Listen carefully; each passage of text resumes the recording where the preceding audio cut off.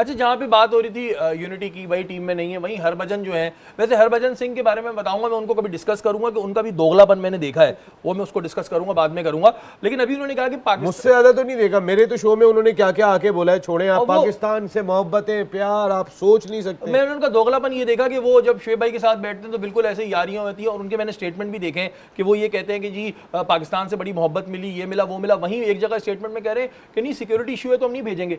जहां इतनी बड़ी बड़ी टीम है जो आपसे, जो जिनका मुल्क आपके मुल्क से बहुत ऊपर है, वो आके खेल के चली गई हैं, उन्हें कोई सिक्योरिटी इशू नहीं आ रहा, तो ये इन्हें क्यों आएगा? तो इनका दोगलापन भी मैंने देखा। बहरहाल वो दोगले अपनी जगह रहते हैं, सरदार सरकार की जुबान बोल रहे हैं। हरभजन सिंह का दोगलापन अपनी जगह, लेकिन वो कह रहे हैं कि ऐसी पाकिस्तानी टीम मैंने नहीं देखी है। वो कह रहे हैं हमारे दौर में जो टीम हुआ करती थी उससे हमें डर होता था, हारने का डर होता था, और इस टीम में यूनिटी नहीं है। तो ये बात तो वैसे सही कह रहे हैं, बिल्कुल सही कह रहे हैं। वो मैं आपको कह रहा हूं कि आज जिसमें इंडियन चैनल की आप बात करें कि जिसके साथ मैं बैठा हुआ था, मेरे पास दिफा के लिए इसके अलावा कोई अल्फाज नहीं थे।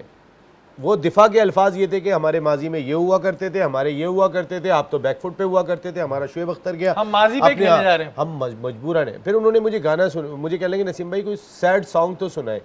अब उन्होंने मुझे खुद सुनाना शुरू कर दिया ना कि मुख्तलिफ़ किस्म के सैड सॉन्ग के, बहुत ही तकलीफ़ वाले। फिर मैंने कहा, कहने लगे आप क्या सुनाएंगे? मैंने कहा मैं आपको सुनाऊंगा, क्योंकि अब मैंने बहुत सुन लिया, तो अब मैं आपको सुनाऊंगा आ देखे ज़रा किसमें कितना है दम। ये 2 साल बाद मैं आपको बताऊंगा इंशाअल्लाह। 2 साल के ऊपर कहानी डाल दी सर, मैं क्या करूं? 2 साल तो लगेंगे मुझे इसमें। मुझे अगर आज की तारीख से, जिस दिन पाकिस्तान बाहर हुआ है, अगर आज से आप काम करना शुरू करेंगे अपने टैलेंट के ऊपर, तो 2 साल लगेंगे उस तबाही के दहाने पे।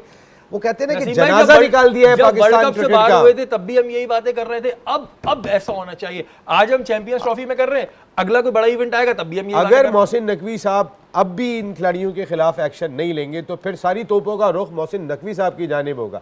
आपने ग्राउंड बनाए, 177 दिन में आपने कमाल कर दिया, आपने पाकिस्तान की रिस्पेक्ट रखी, हम ऑन करते।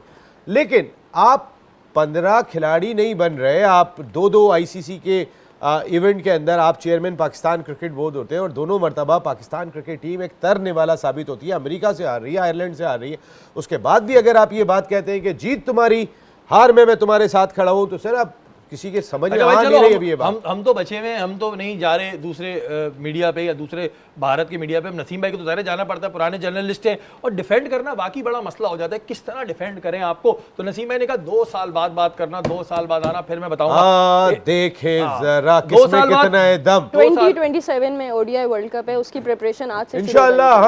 हमने जो हमारे साथ हुआ है, ये कौमों में होता है, टीमों का बुरा वक्त आता है और हम खुद लेके आते हैं। ये तो इंडिया का भी हमने देखा है, उनके पास कौन से फास्ट बॉलर हुआ करते थे एक वक्त में, जब चाहते थे, जब हम नचा दिया करते थे, उनको अपनी मर्जी से। बहुत नचाया, आजकल 12 हो रहा है। इवन शुभमन गिल भाई प्रोग्राम खत्म होने से मुझे अपने थोड़ा सा टाइम देना है। चले आपको टाइम दे दिया, आप जो टाइम लेना चाह रहे हैं। मैं एक बात जरूर कहना चाहता हूं, जो मैं कह गया था वो रिजवान के थप्पड़ पे, मैंने कहा कि भाई थप्पड़, लेकिन मैं क्यों ये वाली बात कहकर गया था, देखिए इस कौम का बड़ा दिल दुखा हुआ है। मैं जब 2007 में पहला वर्ल्ड T20 कवर करने के लिए पहुंचा, तो खबर आई वहाँ पे, मैं जिस फ्लाइट से उतरा हूँ, शुएब अख्तर उस फ्लाइट से उड़ गए, बैट मार दिया था उन्होंने मोहम्मद आसिफ को, उनका वर्ल्ड T20 ख़त्म हो गया।